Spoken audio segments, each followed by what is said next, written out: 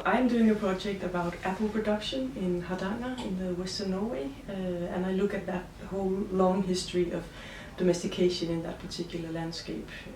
What is interesting about that is that it's at the northernmost limit of fruit production, commercial fruit production, and that means that there's been lots and lots of initiatives to actually root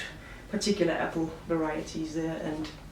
to make that into a kind of productive landscape, as it were. And I see that as a series of domestication practices that have to do with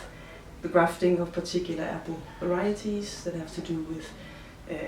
export schemes, that have to do with financial incentives and stuff like that. So I look both back to some of the cultural history in the place of apple production there, and then I look at contemporary practices of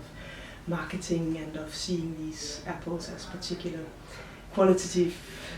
better natural goods in that region. So one of the things that I think anthropology in this kind of setting where you look at landscape practices can do is that it brings out the ethnography of actually the daily going on there. And I think that's interesting in the ways in which resources become what they are through particular practices, whether that's packing or picking or grafting or what have you. So I'm very interested in the ways in which ethnographies of landscapes, such as the one in Hardanger and elsewhere within the whole CAS project, how these ethnographies actually show us how resources get made. And I think that's one of the anthropological lessons of this work, is that resources are not just already out there to be somehow harvested, but they become what they are through particular practices and through narratives and through ideas of